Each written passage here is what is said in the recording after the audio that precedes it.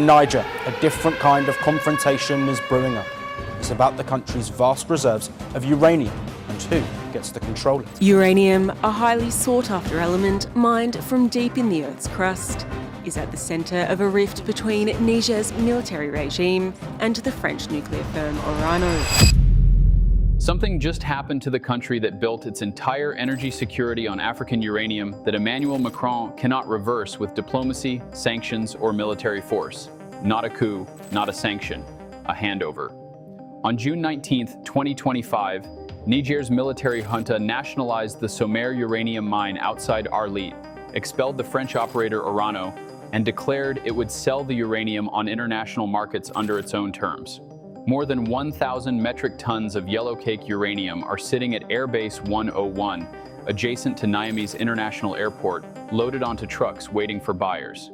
Niger's mining minister Ousmane Abarchi confirmed the country is now negotiating with companies from Russia, China, and the United States to sell that uranium.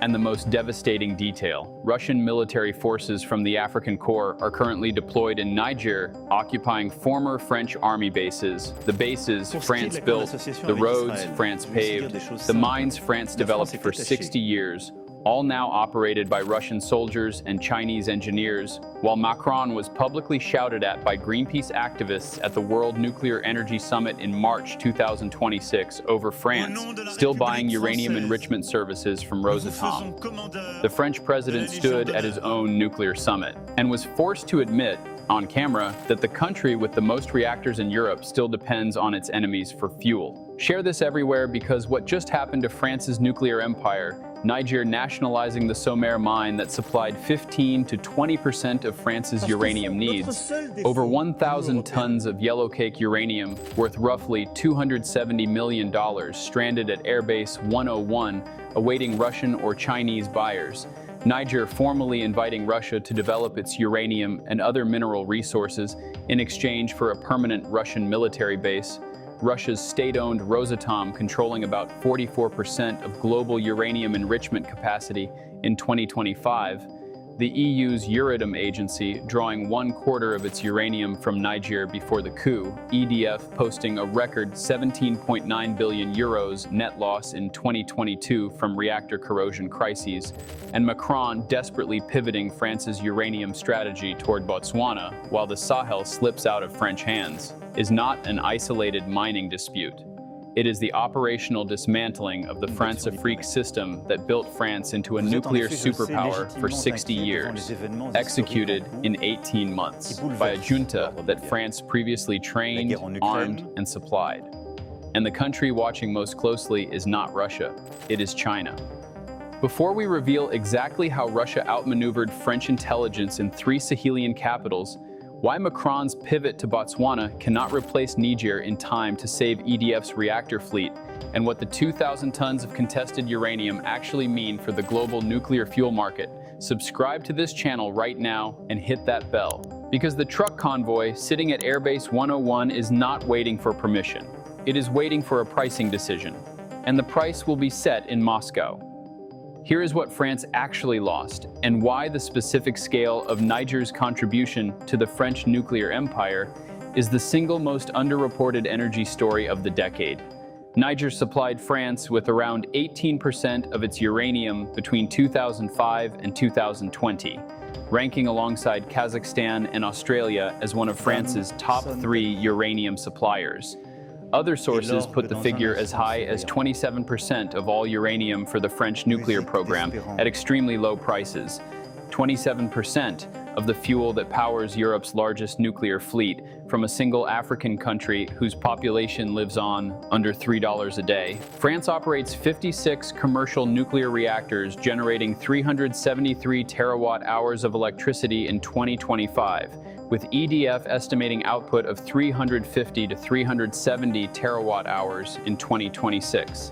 In February 2026, the French government published its 3rd multi-annual energy program, calling for the construction of 6 new EPR2 reactors with a target of 380 to 420 terawatt-hours of nuclear production between 2030 and 2035.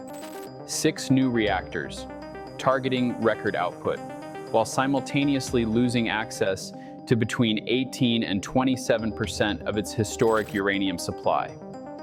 President Macron plans to begin construction of the first new reactor before the end of his current term in May 2027. The nuclear empire is expanding on paper. The fuel chain is collapsing in reality. Now look at what specifically happened at the Somaire mine, and why the timeline of Niger's takeover reveals a coordinated dismantlement that French intelligence completely missed.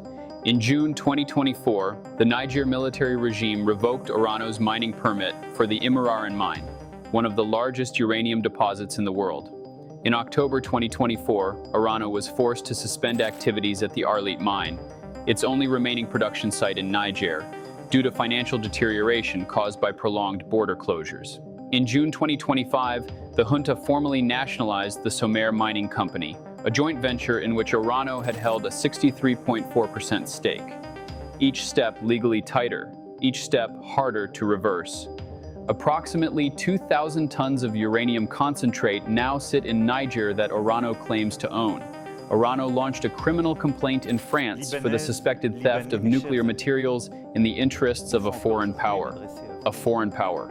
That is the language a French state-owned company used in a Paris court to describe what happened to French uranium, which it could not extract from Niger because the trucks were physically blocked from leaving. The border between Niger and Benin was closed because Benin refuses to recognize the legitimacy of the Niger military regime. Geography, diplomacy, logistics all collapsed simultaneously, and France could not deploy a single soldier to fix it because the United States completed its own military withdrawal from Niger on September 16, 2024, meaning the entire Western military presence in the Sahel was gone before the uranium was seized.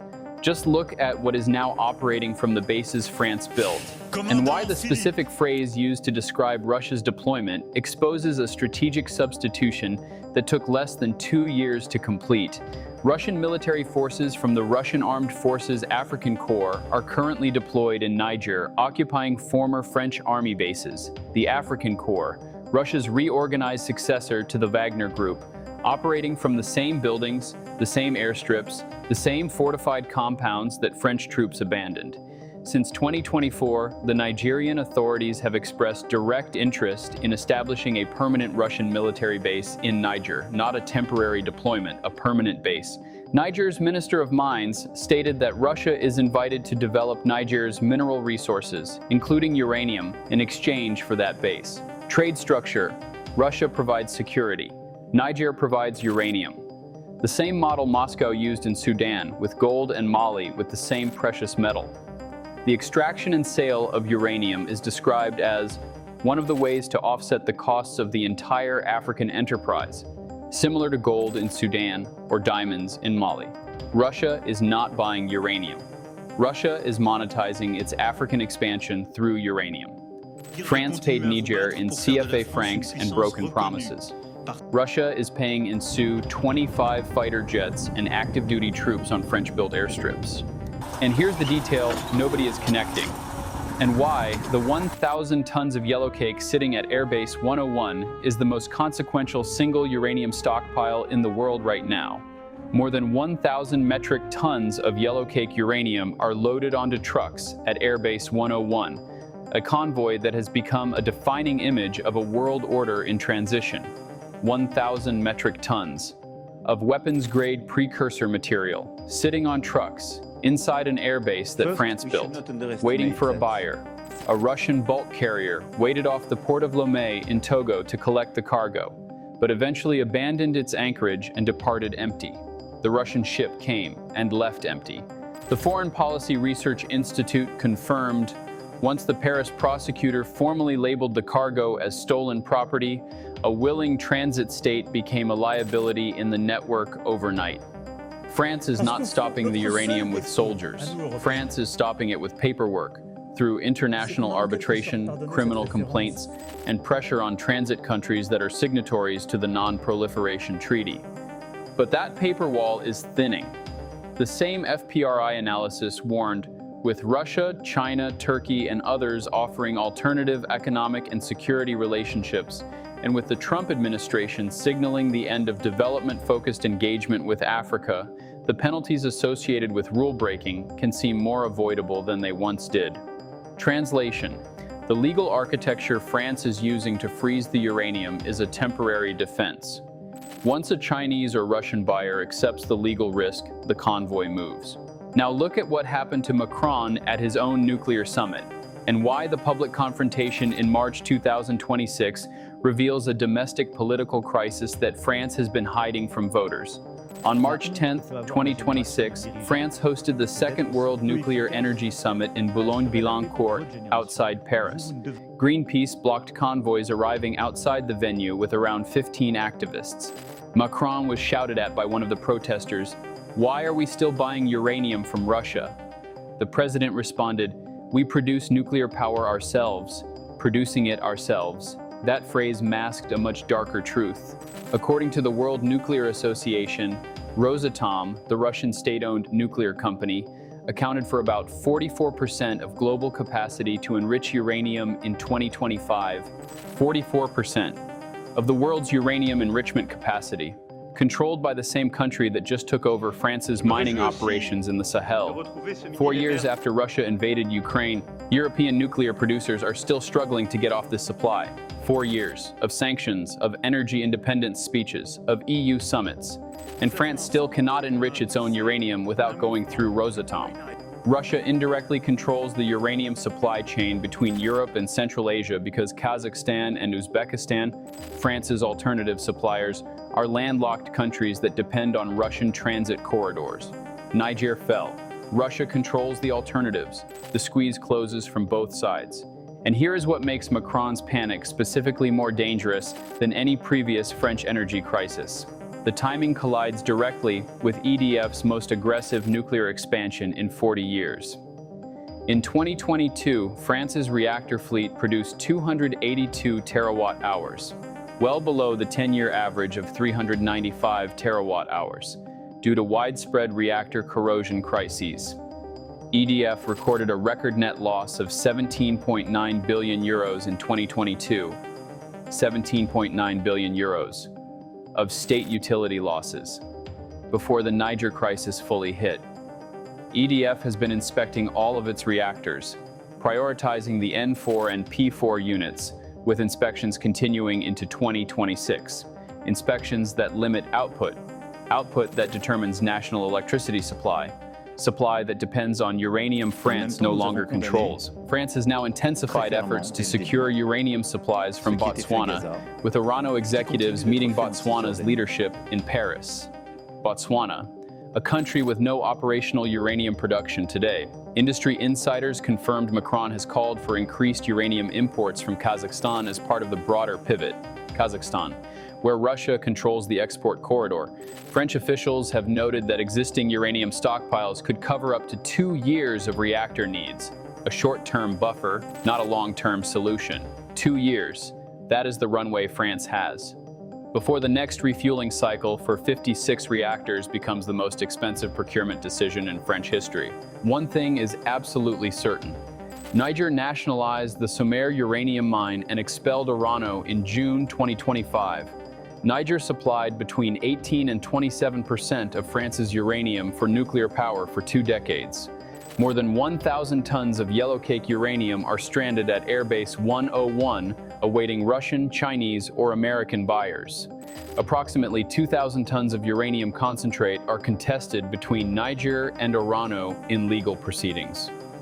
Russia's African core is operating from former French military bases inside Niger. Niger has formally invited Russia to develop its uranium and mineral resources in exchange for a permanent Russian military base. Rosatom controls 44% of global uranium enrichment capacity. EDF posted a record 17.9 billion euro loss in 2022 and is still in inspection cycles through 2026.